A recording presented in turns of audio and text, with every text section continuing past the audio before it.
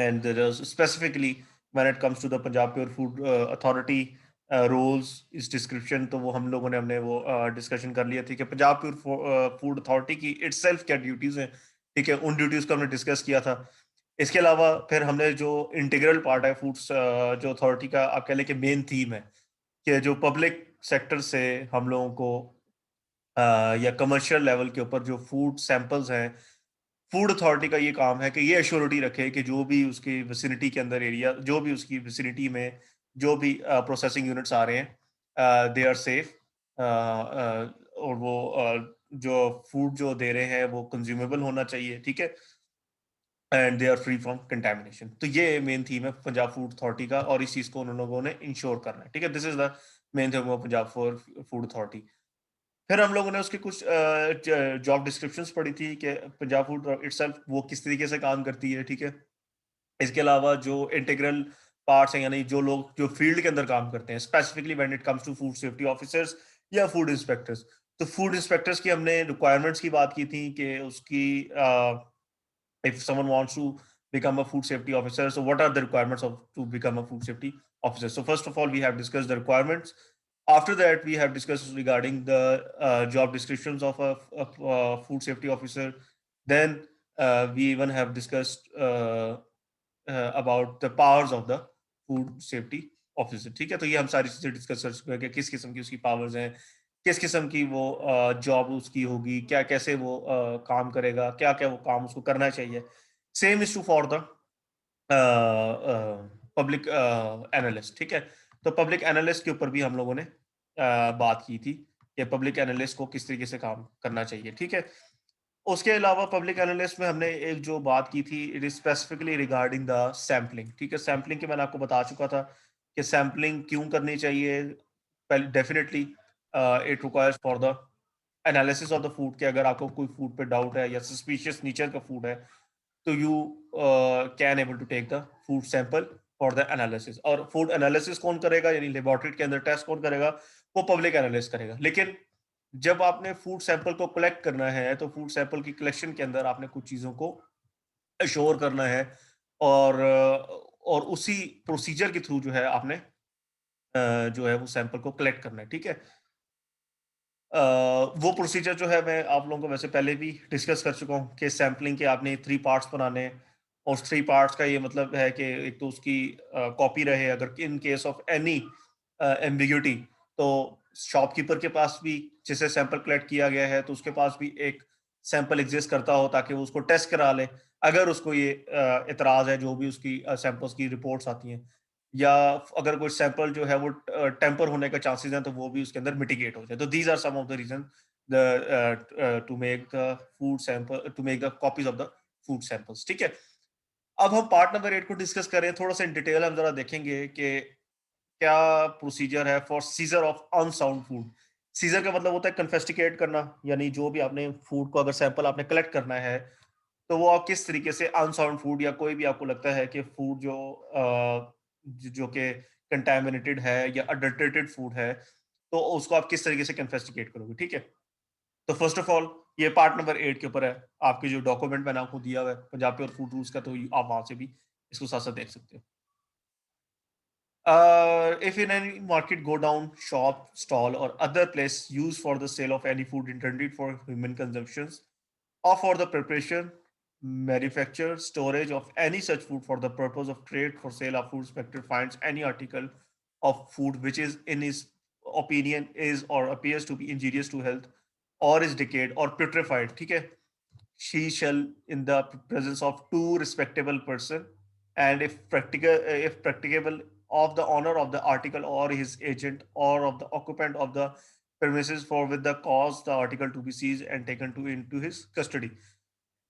सबसे पहले ये बात है कि आप लोगों को ये बात क्लियर होनी चाहिए, अगर आप लोगों के किसी भी स्टूडेंट के जहन में ये क्वेश्चन आता है कि वो फूड सैंपल कहाँ से कलेक्ट कर सकता है, कि क्या अगर फूड सैंपल कलेक्ट करना है तो it only restricts us to particular type of restaurants या इंडस्ट्रीज, तो बच्चे ऐसा नहीं है, ठीक है।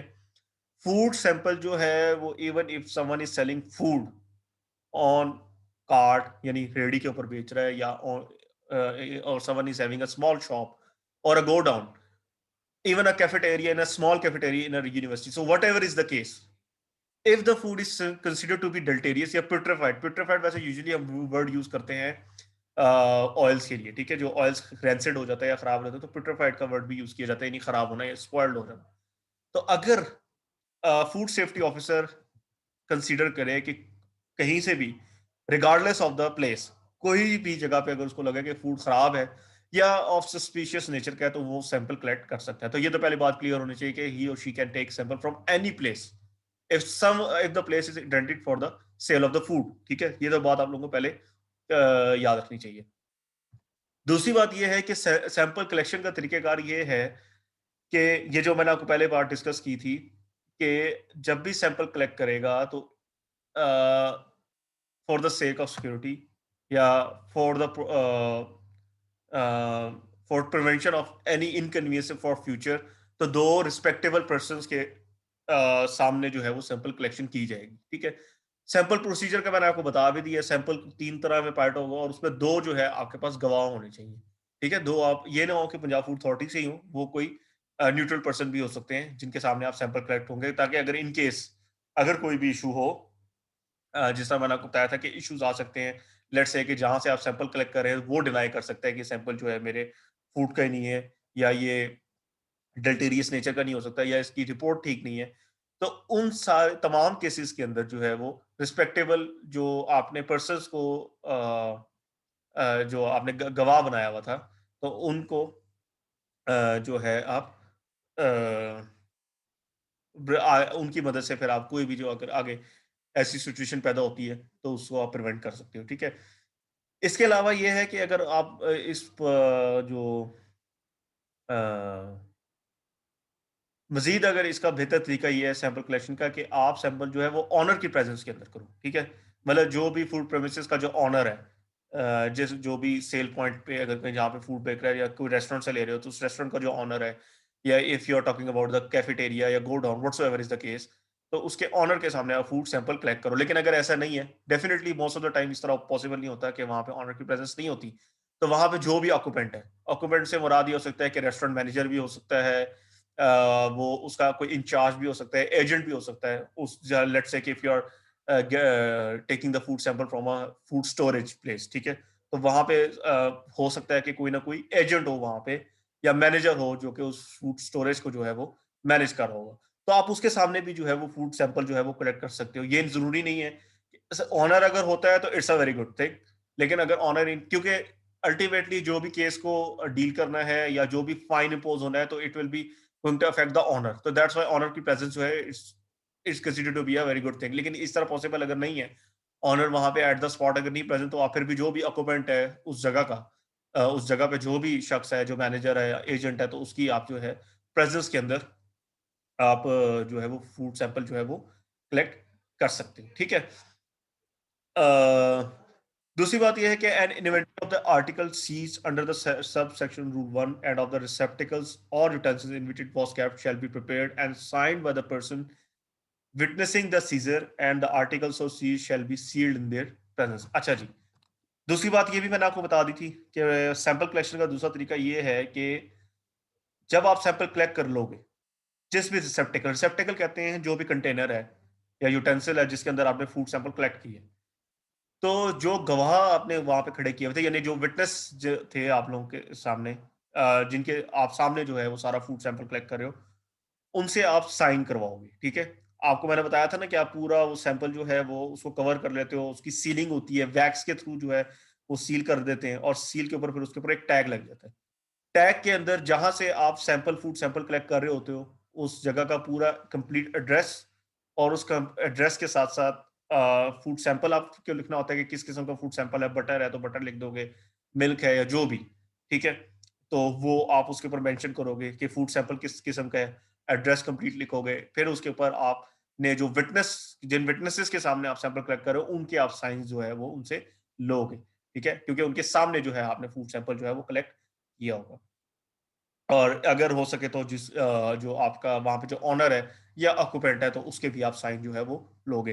यूजुअली इसी तरह होता है कि जिस शॉप से या जिस भी जगह से सैंपल लिया जा रहा होता है, तो जो भी at the time of the sample collection पे जो भी ऑक्यूपेंट होता है, तो उससे जो है वो उसके ऊपर साइन ले लिए जाते हैं, ताकि उसके सामने पता लग जाए कि ये सैंपल जो है उसकी प्रेजेंस के अंदर जो है वो लिया गया।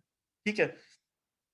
The food inspector shall, before sealing the article, so cease take sample thereof in the manner prescribed in the ordinance or these rules. ठीक है, जो भी फूड सैंपल्स जो है वो क्लिक करेगा तो वो उसी तरीके से करेगा, उसी एसओपी को फॉलो करेगा जो कि इसके अंदर मेंशन किया हुआ है। ठीक है, जो मेंशन इसमें मैंने आपको बताया था कि जो क्वांटिटी ऑफ द सैंपल है वो पहले से प्री डिफाइंड है कि if you are taking milk तो you going to take it like for 150 gram या 150 ml, जो भी इसके अंदर क्वांटिटीज डिफाइंड है। 250 ml मेरा ख्याल है फॉर द मिल्क है, 150 फॉर द ऑयल है, मिल्क पाउडर है तो उसका 50 ग्राम्स है। तो जो भी इसके अंदर जो क्वांटिटीज प्रिस्क्राइब क्वांटिटीज हैं, तो प्रिस्क्राइब क्वांटिटीज के हिसाब से जो है वो सैंपल कलेक्शन होती है। ये नहीं होगा कि आप कहीं से अगर आप सैंपल कलेक्ट कर रहे हो तो वो इतना ज्यादा सैंपल करके आप खुद भी पार्टी कर रहे हो और थोड़ा बहुत जो है आप एनालाइज भी कर रहे हो, इट्स नॉट लाइक दैट। ठीक है, तो you need to get the sample in the prescribe manner, जो भी प्रिस्क्राइब क्वांटिटीज जो है वो आपको डिफाइन की गई है। ठीक हो गया, तो ये यहाँ पे इस बात का सिंपल ये मतलब है। तो and the last one, if any food seized under this rule is certified the public and is as fit for human consumption, that is very important। ठीक है, जो आपने ये बात याद रखनी है कि अगर आपने कहीं से फूड सैंपल लिया है, ठीक है, और तो लेट्स से कि अगर आप, मैं आपको एग्जांपल दे दूं, तो मैंने आपको जैसा बताया था कि अगर हम बेवरेज इंडस्ट्री में हम लोग, जैसा मैंने आपको बताया था अपना कि हम विजिट करने गए थे और वहाँ बेवरेजेस जो थी वो सारी सब स्टैंडर्ड की जो थी वो प्रोड्यूस हो रही थी। सब स्टैंडर्ड से मुराद है नॉट एज पर स्टैंडर्ड या इंफीरियर क्वालिटी की जो थी प्रोड्यूस हो रही थी। तो उस केस में तकरीबन 1 लाख बॉटल्स जो थी वो सब वहां पे प्रेजेंट थी, और वो सारी की सारी जो है वो कस्टडी के अंदर ले ली गई। ठीक है, और डेफिनेटली क्योंकि वो बाज़ाहिर उस वक़्त नज़र आ रही थी कि वो ठीक ने नेचर की नहीं है या सही नहीं है, तो इस वज़ह से तमाम की तमाम जो बॉटल्स थी वो हमने उस टाइम पे जो है वो सारी कन्फिस्टिकेट हो गई, कस्टडी में ले ली। लेकिन अब ये होता है कि अगर आप वहाँ से कोई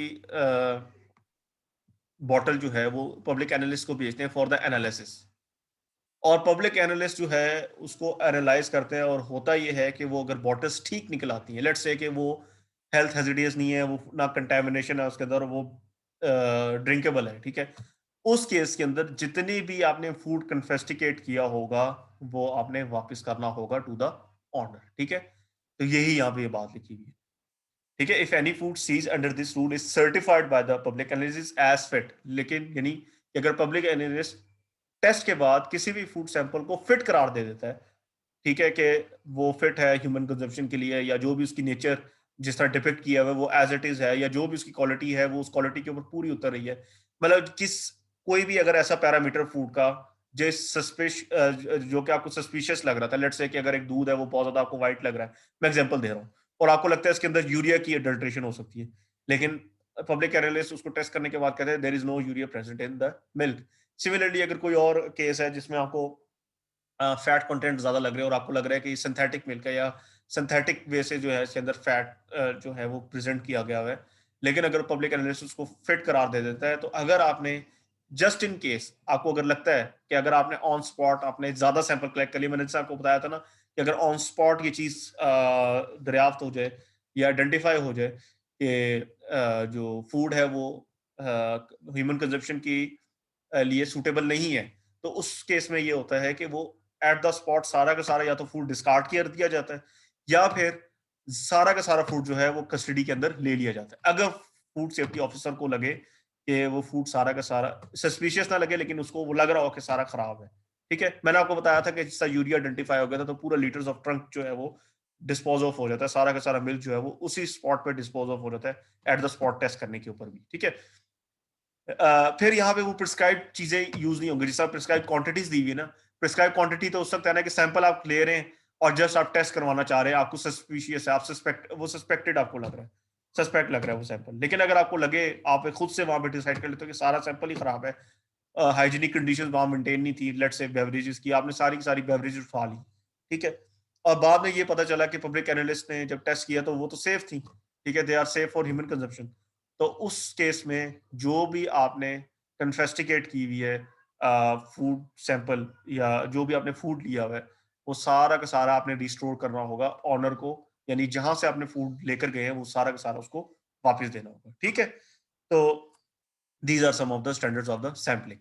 ये सबसे पहले आपने सैंपल जो है, पहली तो बात है कि आप कहीं से भी सैंपल ले सकते हो regardless of the size of the business, ठीक है। You can take sample from any place, either it's a godown, either it's restaurant, even it's an industry, manufacturing unit or a storage unit. You can take sample from any place if you think that a sample is contaminated, or if you're being a food safety officer, you think that some food sample is suspicious, ठीक है। तो you can take sample from any place. तो ये हमने उसकी powers के अंदर भी डिस्कस किया था, तो ये तो बात आप लोगों को आपका क्लियर होनी चाहिए। Second thing is whenever you are taking the sample, you need to be very careful that you should take sample in the presence of two respectable witnesses. Respectable witnesses से ये मुराद है कि ऐसे विटनेस होना चाहिए जो कि कल को अगर कोई भी इशू होता है तो वो गवाही दे सके। तो उस हिसाब से रिस्पेक्टेबल विटनेसेस का यहाँ पे प्रोड्यूस किया हुआ है, ठीक है। यानी जो सिचुएशन है वो एज इट इज बयान करे विदाउट एनी मैनिपुलेशन, ठीक है। तो वो food safety officer at the spot decide करेगा कि जो भी उसको कोई ऐसा इंडिविजुअल जो कि उसको रिस्पेक्टेबल लग रहा है, तो वो एट द स्पॉट ही जो है वो डिसाइड करके उनके सामने जो है वो सैंपल कलेक्शन होगा। फिर मैंने आपको बताया जब सैंपल कलेक्शन होगा तो उसके बाद जो भी उसकी पैकेजिंग होगी, एक तो क्वांटिटी जो है वो एज पर प्रिस्क्राइब्ड लॉ के मुताबिक जो है वो क्वांटिटी लेगा, जो भी क्वांटिटीज आपको डिफाइंड है जो मैंने आपको लास्ट टाइम बताई थी, उस क्वांटिटी के हिसाब से जो है वो सैंपल कलेक्ट करे, ठीक है। और जब वो सैंपल कलेक्ट करेगा तो उसकी जो टैग लाइन है उसके ऊपर विटनेसेस की सिग्नेचर और जो भी एड्रेस वगैरह है जहां से वो सैंपल कलेक्ट करे तो वो एड्रेस वगैरह पूरा मेंशन करेगा food safety officer, right. Third point ये था, फोर्थ पॉइंट सॉरी, वो ये था कि जो भी अगर पब्लिक एनालिस्ट सैंपल को फिट करार दे देता है तो उस केस के अंदर जितना भी सैंपल जो कलेक्ट किया गया है फूड सेफ्टी ऑफिसर्स ने, तो वो उसको रिस्टोर करना होगा टू द ऑनर, क्योंकि वो फिट है तो इसका मतलब है कि वो उसको सेल कर सकता है, ठीक है। तो ये सैम्पलिंग के कुछ प्रोसीजर हैं, ये प्रोटोकॉल्स हैं। If there is any question you can ask, फिर मैं तो आगे फिर वरना मूव करता हूँ, ठीक है। कोई किसी का क्वेश्चन है तो आप मुझसे पूछ सकते हैं।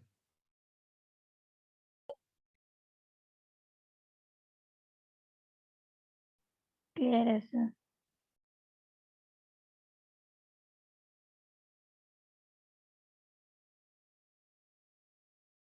सर एक क्वेश्चन है। पूछे बच्चे। सर जैसे आपने बताया था कि विजिट जो है वहां पे लिमिटेशन आती है जहाँ से कोई घर से प्रोवाइड कर रहा हो, लेकिन आपने ये बात बताई थी सैम्पलिंग में कि हम किसी भी स्टेज पे कर सकते हैं, अगर किसी शॉप पे भी प्रेजेंट हो कोई चीज तो हम कर सकते हैं। तो अगर शॉप से कोई ऐसी चीज करें जो घर में बन रही है या किसी प्रॉपर ऐसी जगह पे नहीं बन रही, तो वहां पे फिर अकाउंटेबिलिटी उस बंदे की होगी जिस सोर्स से फूड आ रहा है। एग्जैक्टली, बिल्कुल उसकी होगी। देखें आपका, जिस तरह मैंने आपको लास्ट टाइम बड़ी इन डिटेल ये बात बताई थी कि होम बेस्ड बिजनेसेस हैं, जी सर। खातीन खाना जो बना के वो दे देती हैं, आगे सेल आउट करती हैं। अ, इसके ऊपर मैंने बताया था कि when I was doing the internship in Punjab food authority, तो उससे भी ये जो था एक क्वेश्चन जो था वो गर्दिश कर रहा था। मैंने आपको ये बताया था पहली बात कि होम बेस्ड फूड बिजनेसेस को थ्रू इनकम टैक्स सपोर्ट वो तो ये कोशिश करेंगे कमर्शलाइज करें, ठीक है। पहली बात ये है कि अगर वो कमर्शलाइज हो जाते हैं तो पंजाब फूड अथॉरिटी का भी काम आसान हो जाता है, और दूसरा ये है कि वो टैक्स जोन के अंदर भी आ जाएंगे, और रेजिडेंशियल एरिया में वैसे भी आपको पता है कि काम करने की इजाजत नहीं होती, सोसाइटीज इस चीज़ को डिनाई करती हैं। लेकिन जिस तरह आप सिनेरियो डिज़ाइन कर रहे हैं कि अगर कोई ऐसी शॉप है जहाँ से होम बेस्ड फूड आ रहा है और वो कंटेमिनेटेड है या वो है, तो फिर डेफिनेटली वो पर्सन जो है वो अकाउंटेबल होगा, क्योंकि आप सैंपल तो कलेक्ट कर रहे हो, और अगर आप उसकी बैकवर्ड इंटीग्रेशन कर रहे हो। देखें अकाउंटेबल अब वो कैसे होगा, अब ये आप शायद इस तरह सोच रहे होंगे कि उसके घर जाएंगे और वो छापा छापा पड़ेगा, वो इस तरह से अकाउंटेबिलिटी नहीं होगी। वो अकाउंटेबिलिटी इसी तरह होगी कि लेट्स से कि आप घर से फूड यहाँ से बेचते हैं, किसी शॉप पे रखें, और वो फूड जो है वो अगर फूड सेफ्टी ऑफिसर ने इन्वेस्टिगेट किया और बाद में एनालाइज हुआ पब्लिक एनालिस्ट के थ्रू और पता चला कि वो कंटेमिनेटेड था, तो डेफिनेटली आप पे फाइन लगेगा या चार्ज लगेगा। और वो अगर चार्ज या फाइन से पहले अगर शॉप सील होती है तो हिट किसको लग रही है? जो घर पे बैठा हुआ फूड दे रहा है ना, तो डेफिनेटली वो उसका फूड तो नहीं बिकेगा, क्योंकि उसका तो अब वो जगह सील होगी जहाँ पे वो कमर्शियल होके फूड बेच रहा था और एक हिडन वे में जो है वो फूड सेल कर रहा था घर से। तो उसका तो बिज़नेस तो डेफिनेटली जब एक शॉप ही सील हो जाएगी तो उसके बिज़नेस को हिट लग रही है, जो कि ओनर है उस बिज़नेस का, ठीक है? तो वन वे या अदर वे ओनर को हिट लगती है हर लिहाज से, ठीक है? तो डेफिनेटली अकाउंटेबल भी वही होगा और जो भी प्रोसीजर या प्रोटोकॉल्स आगे होते हैं इन case of unfit food sample, तो वो ओनर ही को भुगतने पड़ रहे होते हैं, ठीक है? अगर उसने फाइन देना है, लेट्स से अगर उसके ऊपर कोई फाइन इम्पोज़ हो गया है, तो वो कोई वर्कर तो नहीं फाइन देगा ना, या अगर उसकी शॉप सील कर दी गई है, तो डेफिनिटली तब भी वर्कर को कोई फ़ायदा नहीं, वर्कर की अपनी जॉब खत्म हो जाएगी। लेकिन ये है कि जो ओनर है, ओनर को ज़्यादा इफ़ेक्ट होगा, ठीक है? बेशक वो घर से ही बेच रहा है। तो वैसे सर जी बचे। सर सर कुछ वो इस तरह भी तो बिजनेस होते हैं कि वो घर में बनाते हैं और वो ऑनलाइन ऑर्डर पे भेजते हैं ना, तो सर उनको उनके चेक उनको कैसे चेक करेंगे? चेक इस तरह करेंगे कि जिस तरह अगर आपके ये देखें फूड पांडा वाले हैं या आप देखते हैं कि पिज़्ज़ा हट वाले जा रहे होते हैं, ठीक है? अपनी बाइक्स के ऊपर, ठीक है? तो वो फूड इंस्पेक्टर उसको रोक के फूड ले सैंपल कलेक्ट कर सकता है। ऑनलाइन यही तो है ना, कोई इस तरह तो नहीं है ना, कोई टेलीग्राम सिस्टम है कि यहाँ से फ़ोन करेंगे या फैक्स सिस्टम है कि यहाँ से आप डालेंगे फूड तो उसके घर में फूड निकल आएगा। डेफ़िनिटली वो कोई डिलिवरेबल मीडियम ही के थ्रू करेंगे ना, कि जो कोई डिलीवरी के लिए मीडियम यूज़ हो रहा है, जैसे बाइक्स यूज़ हो रही हैं या जो भी। ऑनलाइन का बेशक ऑनलाइन ऑर्डर प्लेस हुआ है, लेकिन डिलीवर किस तरह हो रहा है? थ्रू बाइक्स वगैरह, ठीक है? लेट्स से कि अगर कोई घर में भी इस तरह फूड सेल कर रहा है, कि घर से बैठ के वो ऑनलाइन ऑर्डर लेता है और वो फिर बाइक्स के थ्रू जो है वो वहाँ पे डिलीवरी करता है। तो बाइक से फूड सैंपल जो है कलेक्ट किया जा सकता है, ठीक है? तो वो उस फ्रेम से बाहर नहीं निकल सकते ऐसे लोग, ठीक है ना? सही हो। Uh, Talha have you got my point? जो मैंने आपको समझाने की कोशिश की है, यस सर, क्लियर। ठीक है ना सर? और किसी का कोई क्वेश्चन है तो पूछ ले।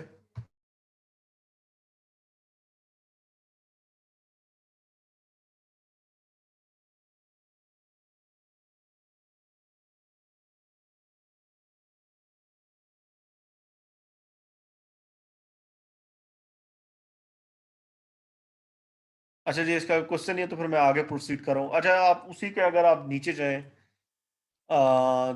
जो मैंने आपको पार्ट नंबर 8 का बताया, procedure for seizure of unsolved food, इसी तरह आप नीचे आएँगे तो मेथड ऑफ टेकिंग सैंपल भी है, उसको फिर मज़ीद एलैबोरेट किया हुआ है कि आपने किस तरीके से सैंपल कलेक्शन करनी है। तो वो मैं आपको बता चुका हूँ कि जो भी आप सैंपल कलेक्ट करेंगे, तो यही यहाँ पे बात लिखी गई है। तो वो आप 3 पार्ट्स के अंदर डिवाइड करेंगे। And shall deliver or forward one of the part to the person from whom the sample is seized, कि सबसे पहले एक सैंपल आप उसको देंगे जिससे आपने सैंपल कलेक्ट किया हुआ है। ठीक है? ये आप सब सेक्शन जो है 50, उसमें मेथड ऑफ टेकिंग सैंपल वाला जो है पार्ट, वो मैं डिस्कस कर रहा हूँ। तो उसके अंदर आपको प्रोसीजर बताया हुआ है कि आपने सैंपल कलेक्ट कैसे करना है, राइट? तो फर्स्ट थिंग कि जो भी आप सैंपल लोगे तो 3 से पार्ट्स में डिवाइड करोगे, और ये बात मैंने आपको क्लास में भी बता चुका था फॉर्च्यूनेटली। तो यही वो चीज़ यहाँ पे रिपीट हो रही है कि आप एक पार्ट जो है उस पर्सन को दोगे जहाँ से आप सैंपल कलेक्ट कर रहे हो। दूसरा पार्ट जो है आप सबमिट करा दोगे अ, टू द पब्लिक एनालिस्ट, और एक पार्ट जो है फूड अथॉरिटी के अंदर आप रखवा दोगे, ठीक है? तो इस तरीके से 3 पार्ट्स जो हैं वो आपने डिवाइड करना है। फूड अथॉरिटी से डेफिनिटली मुराद ये है कि वो फूड सेफ्टी ऑफिसर के पास भी रहता है, यानी अपने ऑफिस में सबमिट करवा देता है फूड अथॉरिटी को। और अगर इन केस ऑफ एनी एम्बिग्यूटी तो वो फिर फ्यूचर चीज़ों के तौर पे जो है, या फ्यूचर कोई भी प्रॉब्लम को कोप अप करने के लिए वो सैंपल जो है वो यूज़ कर सकते हैं, ठीक है? Packing of samples of food analysis, packing कैसे करनी है उसमें, जैसा पार्ट नंबर ए में लिखा कि अगर कोई फूड है जो कि प्री पैक्ड है, तो उसमें बेहतर यही है कि फूड को एज इट इज उसके ओरिजिनल कंटेनर में ही जो है वो आप कस्टडी में ले लें, अगर पॉसिबल है। जैसा आप बटर अगर ले रहे हैं, ठीक है, बटर की जो ओरिजिनल पैकेजिंग है तो आप उसी तरह उसको कलेक्ट कर लें, ठीक है। There is no need to bring out the butter from its original packaging और उसके बाद जो है आप उसको फिर यूज कर रहे हैं, ठीक है, किसी और पैकेजिंग के अंदर उसको पैक करें। तो ये जो है बात इसमें उन्होंने बताई हुई कि पैकिंग कैसे आपने करनी। दूसरी बात ये है कि in case of other food and in case of pre pack food in large containers we place in clean dry bottles और jar shall be close sufficiently tight to prevent leakage और एवेपोरेशन ऑफ मॉइस्चर। दूसरी बात यह है कि जो भी आप फूड प्री पैक करें तो उसको ऐसे कंटेनर बंद करें, ड्राई बॉटल्स हों, जार्स हों जो कि बिल्कुल क्लोज हों, जिसमें कई एवेपोरेशन भी ना हो, कि मतलब कि अगर कोई फूड लिक्विड नेचर का है तो उसे एवेपोरेट भी ना हो। दूसरा ये है कि उसमें किसी किस्म की लीकेज भी ना हो सके। लीकेज का नुकसान ये होगा कि उसमें बैक्टीरियल ग्रोथ हो जाएगी और फिर जो है वो रिजल्ट्स के अंदर जो सैंपल की आप एनालाइज करोगे तो रिजल्ट्स के अंदर प्रॉब्लम आएगा। ठीक है, तो बिल्कुल एयर टाइट हेर्मेटिक सील्ड जिसको आप कहते हैं उसके अंदर जो है आपको सैंपल भिजवाना चाहिए। इन केस ऑफ ऐसे फूड सैंपल जिनको स्पेसिफिक किस्म की स्टोरेज कंडीशंस चाहिए, तो उसके अंदर जो है आप उसको कोल्ड स्टोरेज के अंदर भेजोगे। जैसे मैंने आपको बताया कि आप मिल्क के सैंपल ले रहे हो या अगर आप आइसक्रीम के सैंपल ले रहे हो, तो in such cases you should take the samples in the cold storage. तो आजकल अब कोल्ड बॉक्सेस आ गए हैं, उस बॉक्सेस के अंदर जो है वो सैंपल को लेके फिर उसी तरह जो है वो आगे डिलीवर कर दिया जाता है। ठीक है, in case of other foods and in case of pre-packed food in large containers we place in, अच्छा ये तो okay, in case of dry or solid food we place in cartons, paper bags, plastic containers or polythene bags accordingly as their nature permits। ठीक है, कोई भी अगर आपका food ऐसा है, लिक्विड का तो बता दिया ना कि आपने ऐसे जगह पे रखना है जहाँ पे लीकेज ना हो सके, या ड्राई स्टोरेज के अंदर आपने उसको रखना है। लिक्विड्स की जब बात की थी, सॉलिड के अंदर बात है तो उसमें पेपर बैग में आप डाल सकते हैं, पॉलिथीन बैग में डाल सकते हैं, या जो भी उस फूड की नेचर है उसके अकॉर्डिंगली जो है वो आप फूड को डाल सकते हैं। अच्छा, आगे ये क्वांटिटी भी डिफाइंड है 52 पे। मिल्क है, अगर आपने क्वांटिटी लेनी है तो उसकी 250 ml लेनी है। ठीक है, जो आपने पब्लिक एनालिस्ट को भिजवानी है। ठीक है, ये वो वाली सारी क्वांटिटीज है कि अगर आपने पब्लिक एनालिस्ट को दूध का सैंपल भिजवाना है तो इट शुड बी 250 ml। ये 52 नंबर पे आपके वो है। देसी घी बटर का है तो 150 ml। ठीक है, आप ले लेंगे। इसी तरह खोया है, दही है, तो वो भी 250 ml। Edible oil and fats है, इट शुड बी 150। टी का अगर आप सैंपल ले रहे हैं यानी पत्ती का तो 125। आटा का ले रहे हैं, मैदा सूजी बेसन है तो 200 ग्राम्स। ठीक है, तो इस तरह डिफरेंट तरह के ये फूड मटेरियल्स के आपको सैंपल्स जो हैं वो डिफाइंड है। ठीक है, कि इस हिसाब से जो है आपने सैम्पलिंग फूड सैंपल जो है इतने हिसाब पे जो है वो लेने हैं। अच्छा, फिर इसमें ये भी क्वेश्चन हो सकता है कि अगर ऐसे फूड जो कि आपको लगे कि जो कि नॉट स्पेसिफाइड है, जिनके बारे में मेंशन नहीं है कि कितना सैंपल उनका लेना है, तो आप उनको 500 ग्राम भी ले सकते हो। ठीक है, लेट्स से कि आपने यहाँ पे देखा ना 20 आपको वो फूड प्रोडक्ट्स दी हुई हैं। ठीक है, तो 20 किस्म की आपको फूड आर्टिकल्स दिए हुए, फूड आर्टिकल्स कि आपने कितनी कितनी लेनी है। लेकिन कुछ ऐसे फूड्स अगर आप ऐसे केम क्रॉस हो जाते हो, ऐसे फूड्स है जिसमें डिफाइंड नहीं है जिनका, ठीक है, कि उनका सैंपल डिफाइंड नहीं है, सैंपल साइज डिफाइंड नहीं है, तो उस केस के अंदर आप 500 ग्राम या ml जो है, ग्राम या ml, you can take the sample. ठीक है, ये स्लैश ml है। ठीक है, देसी घी या बटर में देखो ना 150 ml है या ग्राम है। देसी घी क्योंकि घी इज अ सॉलिडिफाइड फॉर्म, वहाँ पे हम ग्राम यूज करें हैं, और अगर लिक्विफाइड है तो 150 ml।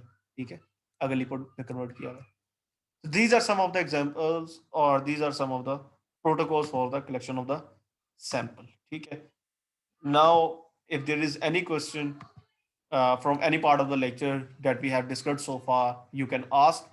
आगे जो है वो फिर हमने मिल्क प्रोडक्ट्स या मिल्क की वो हमने उसको डिफाइन करना है। ठीक है, यहाँ तक किसी का क्वेश्चन है तो 4-5 2-3 मिनट में पूछ लें, फिर मैं थोड़ा सा आगे चलता हूँ।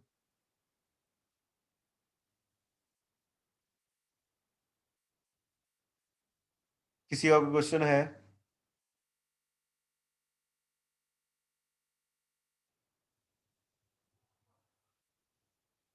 सबको समझ आ रहा है? इतनी आइडिया सिचुएशन हो गई है, क्लियर हो रहा है सर, क्लियर हो रहा है? जाने अच्छा, ठीक इतनी है। आइडिया सिचुएशन दो ही तरह से हो सकती है, या तो top of the line students हो या top of the line teacher हो, और ये दोनों ही नहीं एग्जिस्ट करते। ना मैं top of the line teacher हूँ, ना आप top of the line students हो। सो हाउ इट्स पॉसिबल कि इतनी आइडिया सिचुएशन है कि सबको समझ आ रहा है?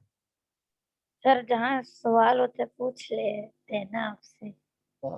आपके अलावा बाकी बहुत बड़ी क्लास एग्जिस्ट करी है जिसकी कोई ना आवाज है ना कुछ है। सर आप समझाते हैं बहुत अच्छा है ना, इसलिए हम सब को समझ आ जाती है अच्छा एकदम अच्छा, से। ठीक है, ये भी एक अच्छा तरीका है ना क्वेश्चन पूछने का। एनीवेज, ठीक है बच्चों। अच्छा, next we are going to discuss about the milk and milk products. I have already told you about कि हम लोग कुछ प्रोडक्ट्स को डिस्कस करेंगे, और मैंने आपको बताया था कि पंजाब प्योर फूड रूल्स के अंदर जो फूड आर्टिकल्स हैं, उनके करेक्टरिस्टिक्स या जो भी उनकी क्वालिटी पैरामीटर्स हैं, उनके कुछ स्टैंडर्ड्स प्री डिफाइंड है। और उन स्टैंडर्ड्स प्री डिफाइंड होने का फायदा ये होता है कि अगर आपने कोई भी फूड सैंपल, अब आपको पता, मैंने आपको बताया ना कि पब्लिक एनालिस्ट जो है वो सैंपल वो करता है, क्या कहते हैं, सैंपल एनालाइज करते हैं, तो वो सैंपल किस चीज से कंपेयर करेगा, किन स्टैंडर्ड्स के साथ कंपेयर करेगा, तो ये जो प्री डिफाइंड या प्री सेट स्टैंडर्ड्स है ना प्रोडक्ट्स के, तो वो उनके साथ कंपेयर कर रहा होता है। लेट्स से अगर मिल्क है, मिल्क का उसने देखना है कि फैट कंटेंट कितना है, तो वो फैट कंटेंट जो है पंजाब प्योर फूड रूल्स के अगर प्रिस्क्राइब्ड लिमिट्स के अंदर आ रहा है, तो इसका मतलब है कि वो sample up to the mark है या अप टू द स्टैंडर्ड है।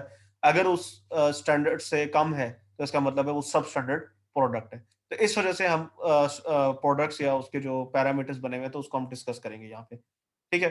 अच्छा बच्चे, मिल्क का आपने याद रखना है कि कुछ चीज़ों से मैंने आपको शायद स्टार्ट में भी बताया होगा कि when it comes to milk या मिल्क प्रोडक्ट्स, तो एक तो पहली बात ये है कि मिल्क की बहुत ज़्यादा प्रोडक्ट्स जो हैं वो एग्जिस्ट कर रही होती है मार्केट के अंदर, ठीक है। अगर हम दूध के अंदर से सिर्फ फैट ही की हम बात कर लें, फैट कंटेंट ज़्यादा कर लें, कम कर लें, तो बहुत डिफरेंट तरह की प्रोडक्ट्स बन सकती है। लेट्स से कि अगर हम फैट को कम कर लें, स्किम मिल्क बन जाएगा। फैट को एक प्रिस्क्राइब्ड लिमिट तक कम करें, स्टैंडर्डाइज मिल्क बन जाएगा, ठीक है। इसी तरह फैट में से अगर हम ज्यादा कर दें और वाटर निकाल दें तो क्या बन जाएगा, घी बन जाएगा। वाटर थोड़ा सा रखें और फैट भी रखें तो क्या बन जाएगा, बटर बन जाएगा। तो there are huge variety of products when it comes to milk products, ठीक है।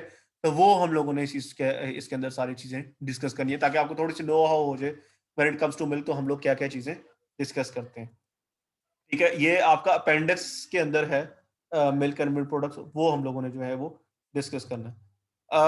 मेरा ख्याल है इसको हम नेक्स्ट क्लास से स्टार्ट करते हैं। अभी तक आज के लिए फिर जो है वो हम इतना ही अभी रखते हैं। तो काइंडली दोनों सीआर जीआर से ये रिक्वेस्ट है कि अपनी अपनी जो है ना वो एब्सेंटीज के नाम भेज दीजिएगा अपनी क्लास के। और सेक्शन ए के लिए ये है कि आपको लिंक मिला करेगा, आपके भी इवेंट क्रिएटेड है जो है स्लेट के ऊपर, लेकिन मैं एट अ टाइम दोनों जगह से मीटिंग स्टार्ट नहीं कर सकता। चले मैं ऐसा करूंगा, सेक्शन ए से मीटिंग स्टार्ट किया करूंगा, जूम मीटिंग जो भी है हमारी। सेक्शन ए वाले जो है ना वो बी को लिंक लाजमी भेज दिया करें, ठीक है। ताकि बी भी ज्वाइन कर ले। वो एट ए टाइम दोनों जगह से, दोनों स्लेट के से ना वो स्टार्ट नहीं हो सकती क्लास, ठीक है। तो एक जो है जिसको लिंक मिल जाया करेगा ना, तो वो फिर आ जाएगा, क्लास ज्वाइन कर लिया करे। मैं आइंदा से सेक्शन ए से मीटिंग स्टार्ट करूंगा स्लेट से, ठीक है। सेक्शन ए से स्टार्ट करूंगा और बी वालों को लिंक भेज दूंगा, ठीक है।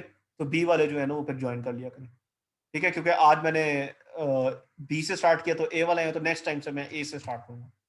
ओके है, ये बात समझ आ गई मैं जो बात कर रहा हूँ स्लेट के थ्रू। और क्लास अब ओके आपकी होगी,